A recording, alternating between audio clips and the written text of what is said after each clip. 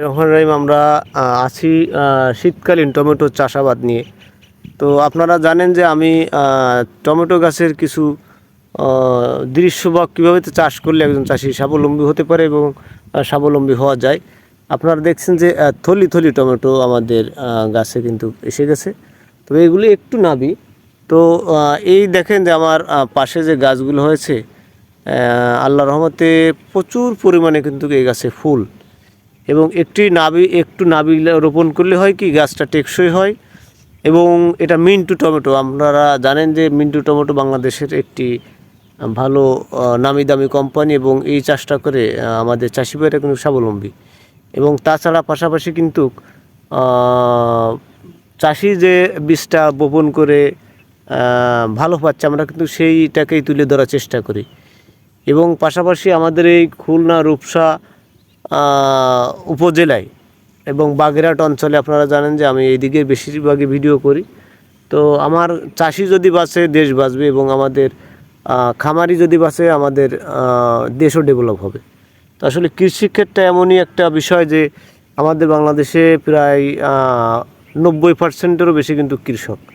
তো কৃষিতে আমাদেরকে সবসময় থাকতে হবে এবং আমরা চেষ্টা করব যে কৃষিকে কীভাবে ডেভেলপ করা যায় এবং আগাম পদ্ধতিতে চাষ করে কীভাবে একজন চাষি স্বাবলম্বী হতে পারে। তো আমরা চাই আপনারা চাইলে এই পদ্ধতি দেখে কিন্তু চাষাবাদ করতে পারবেন। তো এই গাছে ছত্রাকনাশক একটু দেওয়া লাগে, কারণ কি বর্তমান যে কুয়াশা পড়ছে বা ঠান্ডা পড়ছে, প্রচুর পরিমাণে পাতায় অ্যান্টিঅক্সাইড থাকে পাতায়। আপনারা আমরা এর একটা পাতা দেখাবো, যদি আপনারা এরকম ডলা দেন, ডলা দেওয়ার পরে আপনার হাতে একটু চুন নেবেন, চুন নেওয়ার পরে দেখবেন আপনার হাতটা কালার হয়ে গেছে। এবং টমেটো গাছের যে চাষি ভাইরা কাজ করেন বা কাজের ভিতরে থাকেন, দেখবেন তাদের শরীরটাও একটু কড়া হয়ে যায়। তো এটা কিন্তু টমেটো গাছেরই একটা অ্যাসিডজনিত একটা থাকে। তো সেই জন্য আপনারা টমেটো গাছটাকে গ্লোভস পরে যদি আপনারা কাজ করতে পারেন, তাহলে আপনাদের জন্য আপনাদের শরীরটা ভালো থাকবে। এবং দেখবেন যে তাদের চোখ মুখ অনেক সময় জ্বলে টমেটো গাছের ভিতরে কাজকর্ম করলে। তো টমেটো গাছটা চাষাবাদের বিষয়ে আমরা অনেকেই জানি এবং অনেকে জানি না। তো এটা কিন্তু বর্তমান বাংলাদেশে যে ওয়েদারের সাথেও কিন্তু খাপ খাচ্ছে না মাঝে মাঝে। কারণ কি যে আমাদের এই এলাকায় যে প্রচুর পরিমাণে টমেটো হয়, এবছর কিন্তু কম হচ্ছে। যদি বলেন যে কেন, আমাদের 2-3 বার বন্যা হয়ে যাওয়ার পরে কিন্তু সমস্যা হয়েছিল।